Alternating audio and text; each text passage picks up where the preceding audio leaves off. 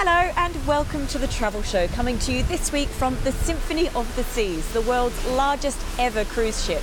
In April, I was aboard for the ship's maiden voyage, so what better place to look back at some of our favourite recent stories on the programme. Here's a taste of what's to come.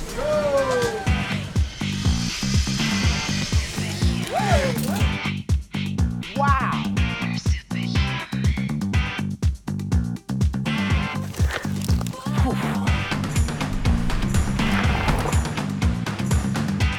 So let's go? No, that's stop. Well, let's kick off with a trip Addy took back in March to Egypt, where he got his first ever glimpse of the pyramids at Giza. He also went to a new museum that's due to open later this year that houses the world's largest archaeological collection. So here's 5,000 years of history condensed into 5 minutes.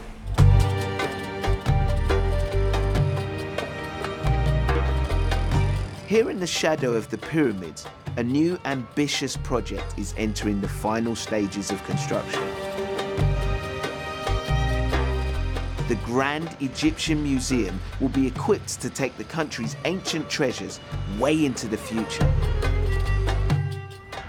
This place is absolutely enormous. The footprint is 500,000 square meters.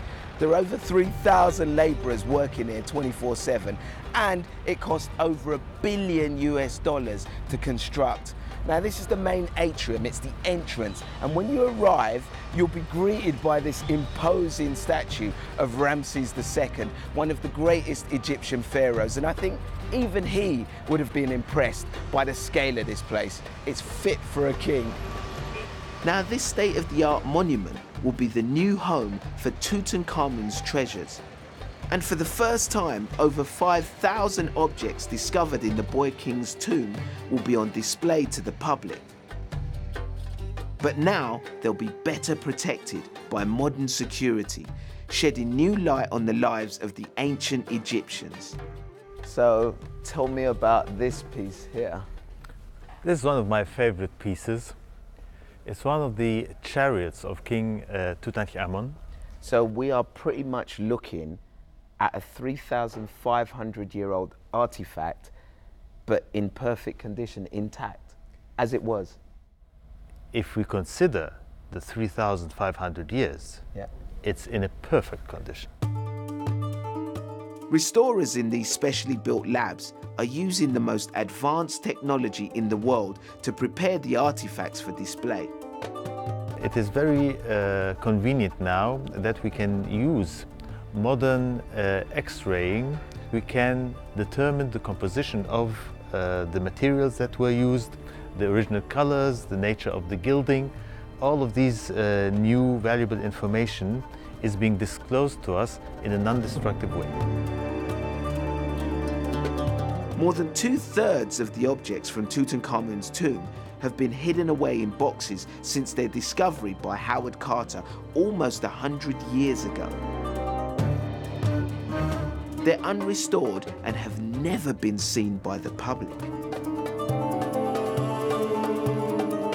Tourism here has really suffered over recent years, not just because of political unrest, but also through acts of terrorism.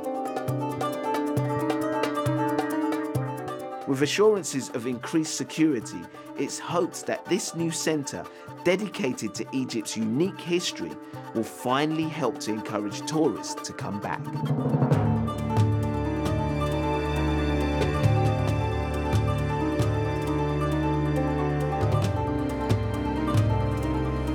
Addy in Cairo back in March, and that spectacular new museum is set to open later this year. Off to Australia next, where Henry visited the iconic outback town of Alice Springs, which has begun to slide off the tourist map in recent years, with low-cost airlines pulling out and several backpacker hostels closing down. But could pedal power be the answer? Yes, Alice Springs has launched a plan to turn itself into a world-class mountain biking hub. The combination of beautiful landscapes and fantastic weather has made the trails around Alice Springs a local favorite for years, but the town wants to attract more international visitors. The territory hopes to bring in nearly $70 million a year through biking tourism. Clark Petrick from Outback Cycling leads tours throughout the trails here. Today's a particularly hot day. It's about 40 degrees in the middle of the desert. Why would anyone want to come out and try mountain biking here? Well, in the winter, the weather is absolutely perfect. So we don't have the storms, the rain, the cold. It's just beautiful 25-degree days, really consistent weather. It means the riding never gets rained out. The trails can be quite interesting and they don't get washed away. So the environment is really cool for natural style mountain bike trails. And then in the summer where it's hot, we get an amazing experience of riding at night with high quality lights, see wildlife, beautiful temperatures. It's a unique experience, probably for Australia. And helping tourists understand more about the unique outback environment is another way the town is shaking up its image. The Earth Sanctuary was set up by former Neighbours star Dan Falzone, and with his family, he teaches visitors about the outback. Dan, what are we up to? What are we doing? I joined Dan to make some damper, a traditional Aboriginal bush recipe for bread that's made with their newly created beer, the Red Centre Devil. Pour your beer in there. Right. The recipe for making damper is incredibly simple. A bit of beer in first, self-raising flour and some raisins. Getting there. That looks good, that's perfect. So, and as long as there's enough flour in it to save it's getting a little bit burnt in there. That's lovely, mate. Well done. After 45 minutes in the fire, the damper was ready to eat. And Dan and his team prepared a feast of bush tucker for me to enjoy, including camel, kangaroo, and croc. And what we do is we just dip that in as you've done there, dip it in beautiful virgin olive oil and with some wattle seed dukkha, some outback wattle seed dukkha. This is amazing. It's fantastic. Yeah, this is great. Really good. It's lovely to be in a place like Central Australia, very, very ancient environment that can draw upon the beautiful rare and exotic foods that come from here, and they can help you along the way and add to a wonderful journey around this great country. For sure. Well Cheers. done, mate. Good on Thank you, Dan. Great effort. Henry in Alice Springs earlier this year on The Travel Show. Well, we're off to Thailand next, a country known for its fantastic food and idyllic beaches. Now, for many of us, taking selfies in exotic locations and posting them online has taken the place of writing postcards and sending them home whilst on holiday. But if you're ever tempted to grab a selfie with some of the local wildlife, you could be helping to fund a sinister trade in animal exploitation, as Carmen found out when she headed to Thailand in May. Infant animals are particularly vulnerable to the photo prop trade. Here in the Wildlife Hospital, babies that have been rescued or abandoned are cared for in the nursery. Vet On takes me behind the scenes to meet them. Oh, he's hungry. Oh, hi. Hi, little guy. Can you tell me a bit about langurs? Why are they so popular in the photo prop industry? Because then when they was born, their fur is completely full of orange and with like pinky face. They are so cute. They are quite popular to be appealing people to want to take a photo. He's still cute now. Hi. And how old's Vincent now? For now, he's around 6 months old. Looking after animals like Vincent is painstaking work. Some have complex needs, like slow loris Chin. He was previously kept as a pet, and the vets here say a poor diet and lack of sunlight caused him to develop bone disease. Hi. Sorry to wake you. Hi. So the loris is on the endangered list, isn't it? Yes, poachers hunt them in the forest because they are quite cute. They have the big eyes. In the south of Thailand or tourist place, they are quite popular to bring them to take a photo for the tourist and pay money for that. Oh, you poor little guy. So he wants to climb it now. Okay, let's give you some exercise then. On gives Chin daily physiotherapy and lets him get used to the sunlight again. Slowly, his condition is improving. In the wild, these animals would hold on to their mothers throughout infancy, so they instinctively cling on to each other to try and recreate the warmth and security they would normally get from their parents. Hi, This guys. is our baby long-tailed macaque. Wow. Bunma and Pearl, one male and one female. Hi, Bunma. Hi, Pearl.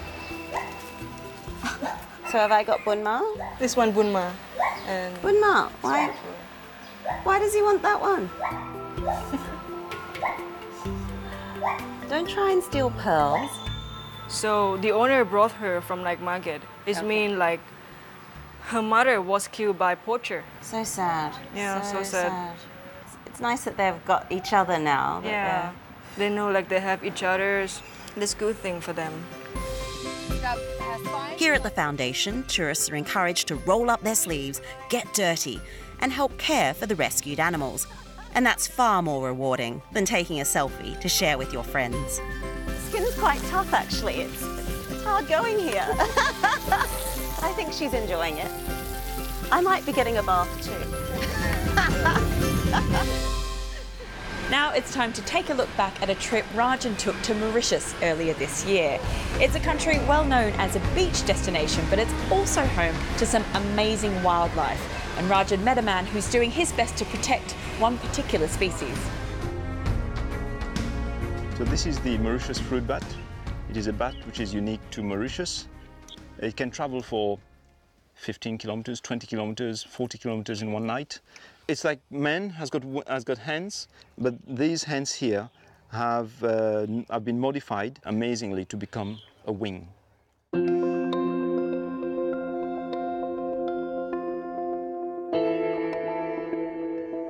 It's an animal that can see very, very well, despite what a lot of people think.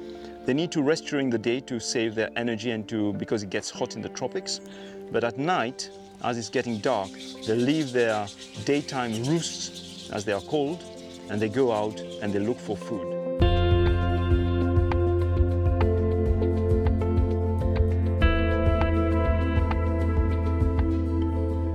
They will first of all eat fruits to keep themselves alive, but also they'll be dispersing fruits. And they maintain their own survival by maintaining their forests.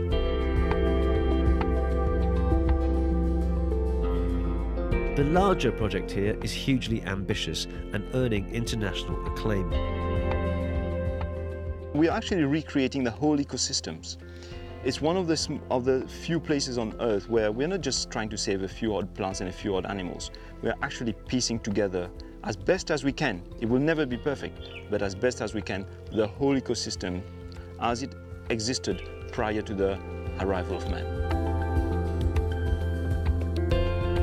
Should we be frightened of this animal? Should I be frightened of being this close to this animal now?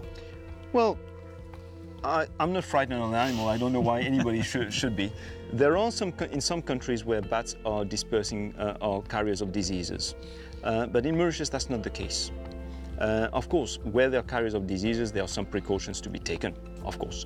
But that's not the case here.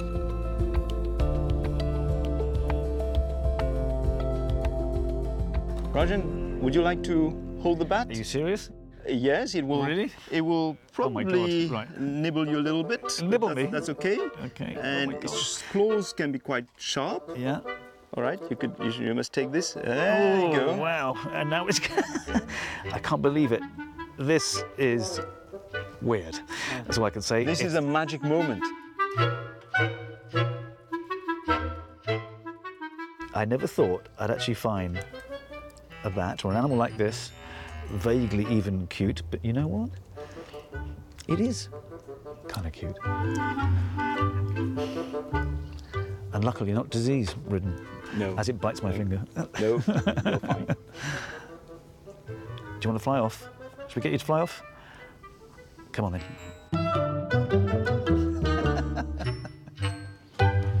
Rajan with some pretty gorgeous bats there in Mauritius back in February. Well, now we're off to the Philippines, where we recently sent our newbie, Mike Corrie. For decades, people have got around in these old, repurposed US Army vehicles called jeepneys. But now, locals are looking for a cleaner, greener alternative.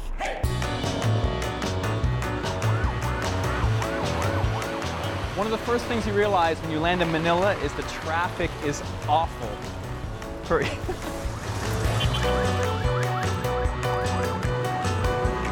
With no metro and a very limited bus and train service, the backbone of its public transport is currently this. It's a jeepney. The design's modeled on the US Jeeps that were abandoned here and repurposed after the Second World War. To this day, there's still the best way to get around. The problem is, the system's quite tricky for a newcomer to get to grips with. We're taking this journey on a weekend when the roads are quieter. During the week, the jams can go on for miles. And I soon discover that if you sit right behind the driver, you're expected to help him out. 10 pesos. So how the system seems to work is, as the people come on, the money starts to flow, and it all comes through me. Because you don't want a distracted driver, especially in the streets of Manila, because the traffic here is a little bit crazy.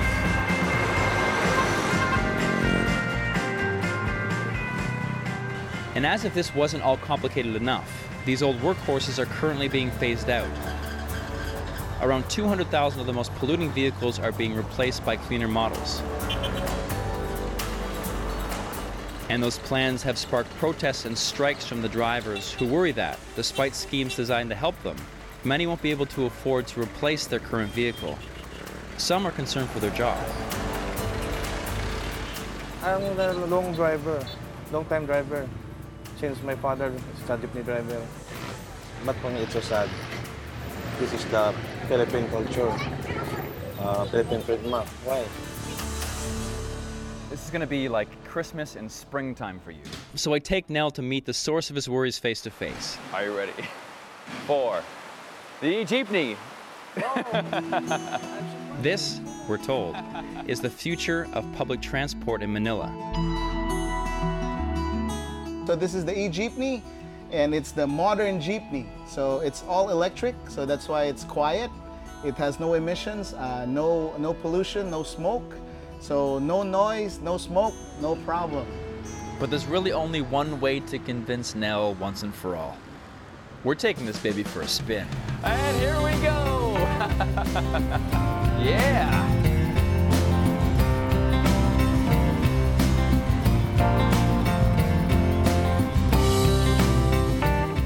You're smiling. Why are you smiling? Are you having fun? Happy?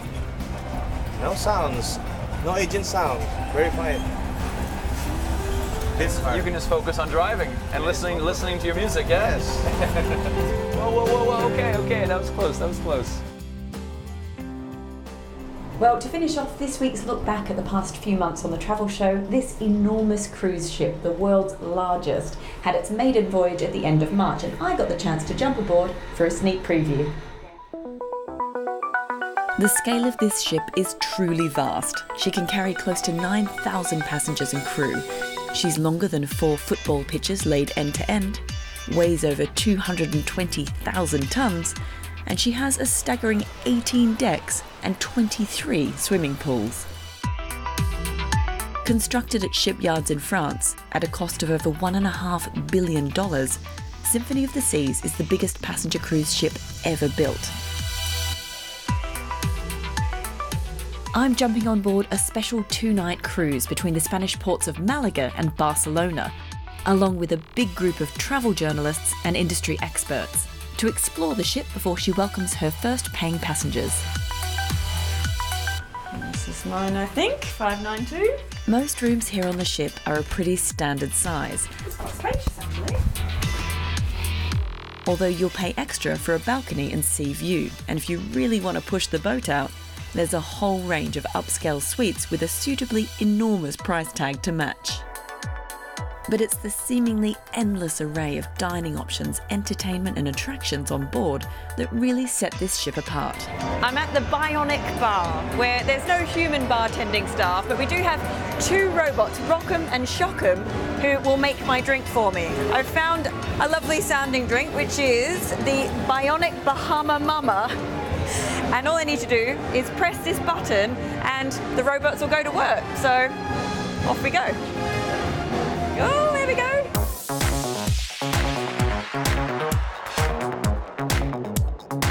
Now I think it's going to be the shaking. There we go. Hey. A little bit of spillage, a bit of dripping. It's a bit messy, this robot bartender. And here we go, the finished product. Oh! look at this! My drink. Thank you, Shockham.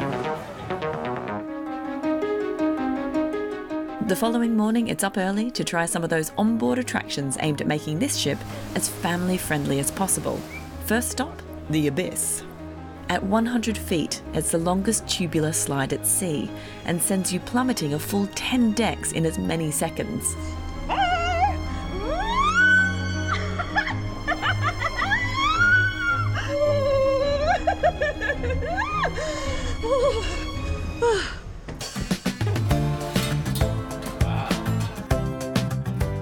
And if all that activity builds up your appetite, then there's 22 restaurants, cafes and bars on board. Some of them open around the clock, all operated under the watchful eye of Gary Thomas. I guess you have to provide a really wide array of food for people who are going to have very different tastes. Absolutely, of course, and that's where my knowledge comes in. We do have fixed restaurants. We have Mexican themed, seafood themed restaurants, but everything I do is about the guest demographics, and I can adjust a lot of what we do based on the guests that we carry. What are some of the challenges that you face when you're out on the sea? Well, if you run out of food at sea, There's no running nowhere into to it, is there? run. You have to get it right all the time. I have to order my food, so if I miss a particular item, a popular item, I go from the most popular man on the ship to very quickly the most unpopular man on the ship. Well, that's all we have time for on this week's show. Coming up next week, Carmen heads back to Thailand to join a beach cleanup with the help of a rubbish collecting robot. Wow, look at all this. And we pay a visit to an island off the coast of Colombia, where not getting on with your neighbours really isn't an option. Ahora mismo nos encontramos en Santa Cruz de Islote, es la isla más poblada del mundo por metros cuadrados. so do join us then if you can. And in the meantime, don't forget you can keep up with us while we're out on the road in real time by signing up to our social media feeds, where you can also share your travel stories with the world. But for now, from me, Crystal Larwood, and all of the Travel Show team, it's goodbye.